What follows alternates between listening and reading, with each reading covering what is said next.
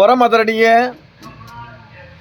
हमारे जितने भी मित्र हैं, मैं सुदामा प्रजापति दोनों हाथ जोड़ के नमन करता हूं, प्रणाम करता हूं। मित्र, आज आपको बतला रहा हूं कि किसी भी मंच पर अगर किसी बेटी को सम्मानित करना है तो मंच पर बेटी को सम्मानित किस तरीका से किया जाता है, यही बात बतला रहा हूं। सितारों की दुनिया में चांद का मुखड़ा होती है बेटी। सितारों की दुनिया में चांद का मुखड़ा होती है बेटी, और पापा का कलेजा तो मम्मी का दिल होती है बेटी।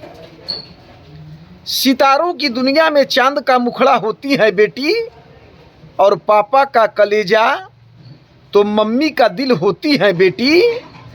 पापा अगर जेठ की दोपहरिया में खेत में से काम करके घर पर आते हैं, पापा जेठ की दोपहरिया में काम करके खेत पर से घर में आते हैं और बेटा से कुछ मांगते हैं, बेटा कोई बहाना बनाकर चल जाएगा, लेकिन एक लोटा पानी पिलाकर पापा की जान बचाती है ये बेटी।